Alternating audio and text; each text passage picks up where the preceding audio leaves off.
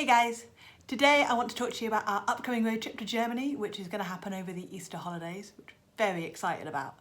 A couple of people have left comments on some previous videos asking if we can talk a little bit about how we plan a trip and where we go and how we sort out where we're going to stay and all of those other exciting things that you need to know when you're going to go abroad. So I thought I would give you a little video, talk about what we do, and hopefully it can help some of you have some great European adventures of your own. Before we start, I want to take this opportunity to say a massive thank you to every single one of you who have subscribed to our videos. We are so grateful and pleased to have your support and encouragement and all of your lovely comments. And we're getting very close to that 1,000 mark, which is very exciting, and we're really, really grateful. So thank you for that. If you haven't already, please think about subscribing. We would appreciate it. And also there's that little bell next to when you click subscribe, which tells you when we put a new video up. So you can stay up to date on our adventures, which are going to get really cool, especially when we start heading off to Norway and through Europe and Russia and further afield. We're currently planning a trip to South America, and I'm hoping that that might then spring into Africa, but you'll see. So yeah, definitely subscribe because cool things are going to happen over the next couple of years on this channel. Okay, to the exciting bit. We are going to Germany in a few weeks now. So we're now at the beginning of March, and we are leaving at the end of March, which is when the Easter holidays are in the UK this year. So we've got just under 2 weeks, and we're going to do a tour of Germany. I've been to Germany, I think, once, about 5-6 years ago for a couple of days, but we've never really explored it. So I wanted to talk to you and answer some of your questions about how we've planned the whole adventure. So the first thing is to decide where in the world you want to go. You might not want to go to Germany, but where do you want to go and why do you want to go there? We have chosen Germany this time because we want to go see all the castles, and we love the scenery. It was one of the things we really enjoyed about Scotland and Italy and Switzerland when we went there last year. We really enjoyed being out in nature and seeing all these incredible buildings and culture, I think is another thing. But having said culture, we don't particularly enjoy museums, and we don't particularly enjoy wandering around towns. That's not strictly true. We do enjoy wandering around towns and cities, but it's very, very hard to get a motorhome into them. So you have to find somewhere to park on the outskirts and then find a way of getting in. We did try to take our van with our bikes into Edinburgh, and it was terrifying. Edinburgh is not set up for motorhomes with bike trailers. So we haven't really done that since. But we definitely enjoy a spot of wild camping and a spot of being around all these incredible castles and things that we found. So how have we started our plan? The first thing we do is we find where we want to go. So we find the actual places that we want to see. And as you can see here, I start a Google Maps. Now you don't have to use Google Maps. I didn't use Google Maps for our first 2 or 3 adventures. What I did do is I wrote down with a pen and a piece of paper all the postcodes and locations of where the places were that we wanted to go and visit. So as you can see here, I've literally just done that in electronic format. And all you do is you find a place and you like, right, I want to go and see this one. You type it into Google Maps, you find out where it is, and you put it on your map. So here is our maps. The little blue pins that you can see are pins that I've already added in. If you look to the list on the left, it's our 2018 road trip. You can see just above it the 2017 tour. If I select that, you can see all the pins that I added in from last year. I'll zoom out a little bit so you can see them. And if you go to our website, often when you click on one of these, there will be a little bit of information about it. And you can, there's a YouTube video made about wild camping in the Alps. You can click straight to that and it'll bring it up. And there's Mont Blanc wild camping. So a lot of our pins I've actually linked through to YouTube videos or blog posts that we've written. But I'll get rid of them for now because they're just cluttering up. So again, on the left, I'm just deselecting that. So you can just see the pins, which are literally just places in Germany so far that we thought sounded quite interesting and quite fun, like somewhere that we wanted to go. So I'm going to add in a new pin now, and I'm going to press my little add marker and type in Burg Frankenstein, which is Frankenstein's castle. Go. Castle Park and Ride, I guess that is. So let's click on there. That comes up. Now it comes up green because it's come up on its own little pin. So we're going to get rid of that. We're going to press the little pin at the top. So it comes up as number 19. So we'll check it and go Frankenstein. Press save. And if you see on the left of my list, that's now added to the places that I want to go. So we can zoom out. Just south of Frankfurt, apparently. That's what that pin is. And again, the only reason we bother to do this in the first place is to give us a rough guide to the sorts of places that we are heading for. I will put in God knows how many more pins over the course of the next couple of weeks, and it will really help us plan a rough route. And all we do every morning is we wake up, we look at our little map, and we're like, okay, where should we go today? What should we see? And that's how we tend to do it. We don't have a rigid plan. One thing you can do with Google Maps, which is really useful if you do want a slightly more fixed route, is you can actually put directions in. This is one I did earlier, and it shows our start point. And if you went through point by point, you could actually add in a route. Now, one thing to bear in mind is, of course, this route is generally suitable for cars or motorbikes. If you have a van or a motorhome, it might put you down a road that's too narrow or a bridge that's too low. So you've got to be quite careful with this. Google Maps doesn't have the dimensions of your vehicle in, but it will give you a rough guide between places, how long it will take to get there. Like I say, we don't tend to use it. I've just put in there because I want to go to Luxembourg and tick it off my list. I've never been. So we don't use that often, but a lot of people do, especially if you've got pets and you want to stay somewhere that's pet friendly, or if you have young children and you need to know how far you're driving between points. They need a lot more planning that goes into them. So it's really useful for that. So that was step one, figuring out where you want to go and roughly what you want to see. One thing I will say is that we very rarely stick to an exact plan. We generally find we're driving along and we'll see a sign, or we'll see something on a map or tourist information, we'll have a brochure about something. And we go randomly off tangent, but that's part of the fun. So we never plan our trips so rigidly that we can't adapt if we find something that we didn't even know existed. And I would try and build that into your own plan. Have a little bit of fluidity so you can go to a party or go to an event that happens that you didn't know anything about. Step 2. How do you get you and your van off the UK onto mainland Europe? There are 2 main ways. One is by the Channel Tunnel, which we've just booked actually for Norway. So I will do a little video at some point about how we did that, because we got a little bit confused. And we were initially told that we had to be as freight because we were over 3.5 tons. But I phoned them up and the lady was like, no, you are still not freight. Just because you're 4.5 tons, you're still a leisure vehicle. So that was something that did confuse me. So I'll do a little video about that sometime in the future. But that's one way, and that's very quick, very fast. Now we're not doing that this time purely because we're meeting friends for Easter and we're going down to Lyon. So we're going to go over in the ferry.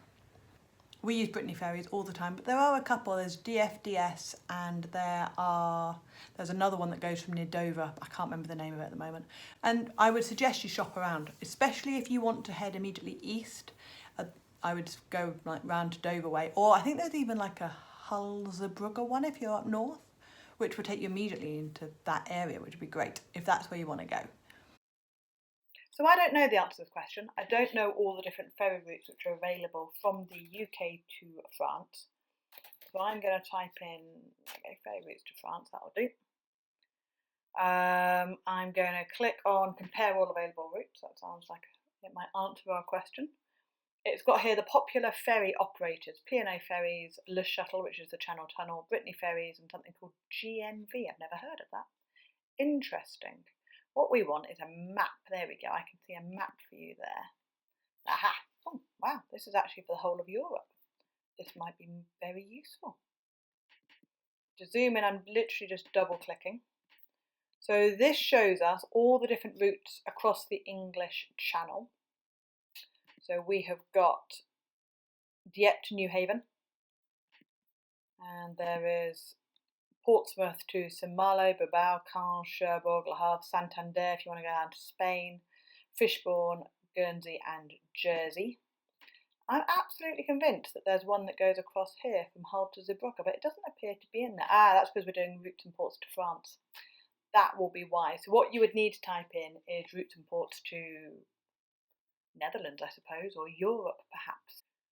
Now obviously this is a site that does all the different operators. I would always suggest going direct to the operators and booking with them, or at least comparing the prices, purely because these guys have to make their money from somewhere and they may well increase the prices if you buy it through them. I don't know that for a fact, but I would always go and look direct with whichever ferry operator suits you best. Don't forget as well that if you are travelling with pets, a lot of the time they have to be left in the car. I know when we do our route from Portsmouth over to France, the overnight thing, there are an awful lot of dogs who are left in the cars overnight. And a lot of people are quite unhappy about doing that. They would rather drive to the Channel Tunnel and come all the way through. But of course that's up to whether or not you have a dog or how comfortable it is being left in the boot for a few hours. All of these things are just tips to help you look at what options are best for you getting across to Europe. One thing to bear in mind when you're planning your route and you're planning what you want to do is how long you've got. If you only had a weekend, yes, you could definitely take your motorhome across to Germany, but you'd be doing a lot of long driving on motorways and you wouldn't get to see that much. So you wouldn't plan in anywhere near as many points as we've done for a 2 or 3 day tour. It's just not going to happen. The next thing to think about is how you want to do your driving. Do you prefer driving on motorways or autobahns? Or do you prefer doing back streets and narrow roads but generally prettier views? It depends how confident you are on squishing a great hulking van down a little road, or whether you would just prefer to drive. One thing to remember in Europe is that they often have special tariffs or a tax, if you like, that you have to buy. For example, when we were at Switzerland last year, we had to buy what's called a vignette, and that is basically a tax. I think it was around 40 Swiss francs, can't speak. It was around 40 Swiss francs, and that allowed us to drive on the motorways. And you could buy those at various points. I think you could actually buy them at newsagents some of the time. We bought ours when we hit the Swiss border and just paid it and stuck it in the window and off we went. In Germany, as far as we can find out, we don't have to pay a vignette.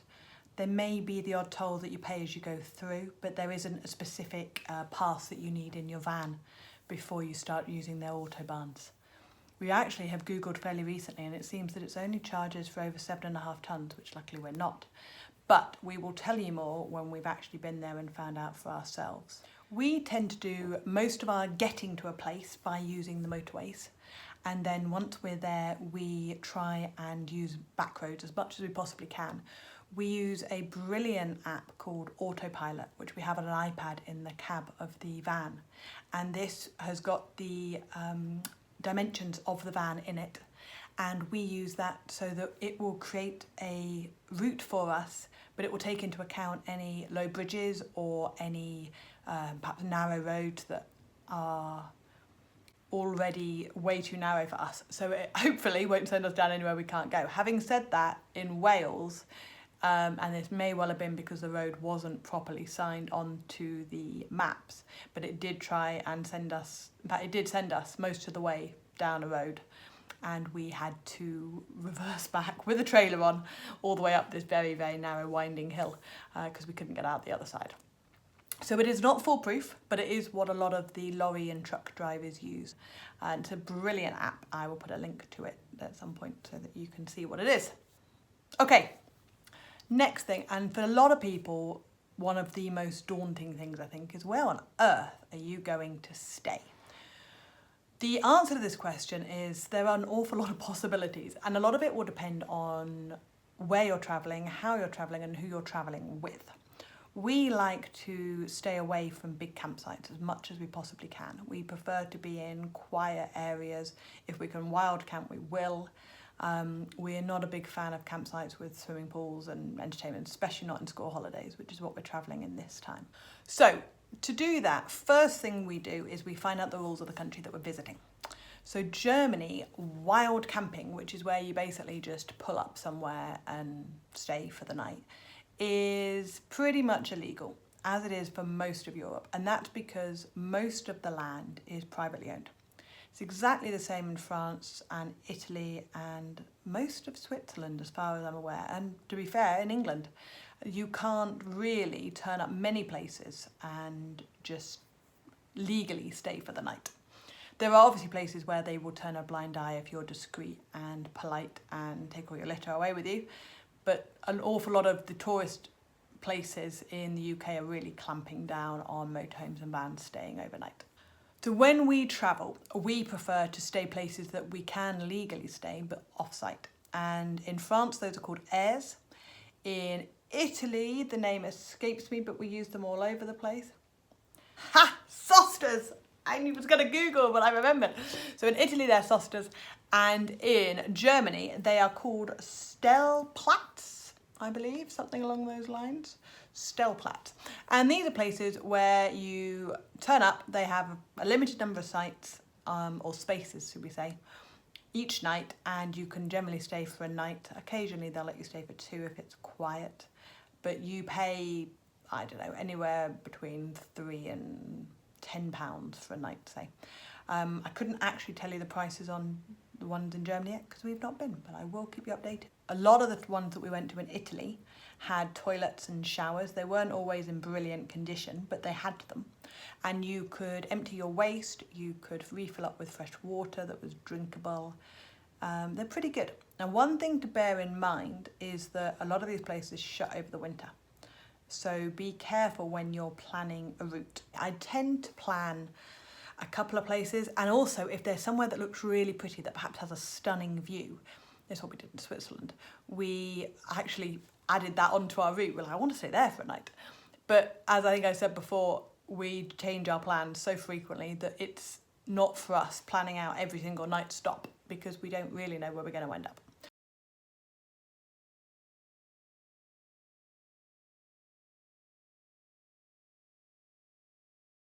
So that is where we've got to so far. We've picked some of our main destinations, and if you want to see our map update over the next week or so, when I start adding in lakes and waterfalls and scenic beautiful things that we want to go and see, go to wandering-bird.com and you will be able to click on the little map and see places that we're planning to visit, which will be cool.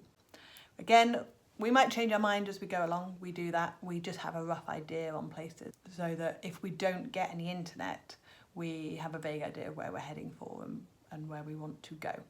One thing to bear in mind is that you might not have any internet in Switzerland, especially when we were up the Alps. We did have a couple of days where it was very difficult. The good thing with that is that Switzerland, you could just pull in and there were these amazing places that you could just camp up for the night, and it didn't necessarily need to find a specific place to stay.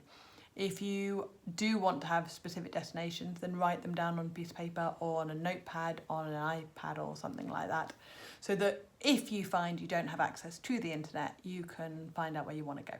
So we have booked our ferry, and we've also booked our ferry back, so we know when we've got to be back. We've booked the places that we want to visit, or some of them. We have found out the laws about wild camping. We've found out, as far as we can, the laws about autobahns and driving. And all we do then, I mean, we don't have any pets, so we don't have to worry about the pets for Europe, although a pet passport for Europe is fairly standard and straightforward to get, we've been led to believe. So all we literally have to do then is pack up the van and head off. We're going in, I think it's 3.5 weeks now. So I will upload a little video just before we go, and you can see where we're heading for. And definitely I will keep you updated from the road. One last thing to bear in mind that I forgot to mention is look at the weather. When we said we were going to go to Germany in April, we assumed that it would be sort of springish and warmer than spring is in the UK. And having done our research, now we realise it's going to be pretty much exactly spring in the UK. So we're expecting sort of 10 to 12 degrees, and we're expecting cold. And and possibly rainy with perhaps some sunny spells, but it's not going to be warm. It's not shorts and t-shirt weather at all. So we're definitely going to be wearing appropriate clothing, and we are going to be stocking up the van just in case we get anywhere. We think most of the roads from ski season will now be open. So we're not too worried about going sort of mountainous through Switzerland, although we might skirt around it just to explore somewhere else. But yeah, definitely take into account the actual weather, not just what you think the weather will be, because we were surprised to find it's going to be as cold as it is. We were hoping for sort of 15 to 18 and turns out we're totally wrong. So there you go, live and learn. Hi, say hi. Hi. Hi. I'm talking about Germany. Germany. Look at this. Come here. It's -1. Somebody's decided it's crop top day. It's too warm in my room. Oh, is that what it is? There's no Yeah. heating on in the rest of the house, but it's warm in your room, so we're wearing a crop top. Basically, yeah. What are you most excited about going to Germany? Good question. Guess what I found? What? I found Frankenstein's castle. Like the actual castle that Mary Shelley... Really? Yeah, seriously, we're going to go see it. It's called Berg Frankenstein or something. Oh, by the way, there was this thing, it's like Frankenstein and the actual monster were definitely having a gay relationship. Really bizarre thing, I You've read. been in the room, what, 10 seconds and we're on gay relationships. Well, it was something that I heard. It was, I'm bringing it back to... But yeah, look at this. It's ruined. That's cool. I know. But it's like you can actually walk through the ruins. Isn't that cool? That's really smart. Yeah. That is apparently the castle that inspired the book. Nice. Nice, huh? Yeah. Which part of Germany are we going to again? We're going Black Forest, which is the southwest. Apart from Frankenstein's castle, what are you looking forward to? I don't know, just general travelling, I feel. I don't know, I just want to go somewhere. I want to go out. That's my issue then. I was standing like by the window, I was like, I want to go outside. I want to go somewhere, I just want to travel. Go, now, leave, run, Yeah. travel. Dad and I were looking at adventure vehicles this morning. I found adventure vehicles for like South America. Yeah, baby. So we can go to Patagonia and Chile and Argentina. When's this happening? In a couple of years. Um, Crazy girl. Right, thanks for watching. If you do have any questions, let me know below and I will do my best to answer them. If you like this video, please give us a thumbs up. We really do appreciate it. If you haven't already, consider subscribing. Please get us to 1,000. And one last thing I would ask is if any of you think somebody else might benefit from this, if you think it might help someone, please consider sharing it to their Facebook page or a Facebook group or many other places that you can share it to, and it might help some other people go on their own adventures. I hope that's been helpful. Bye. Bye. Bye. Bye.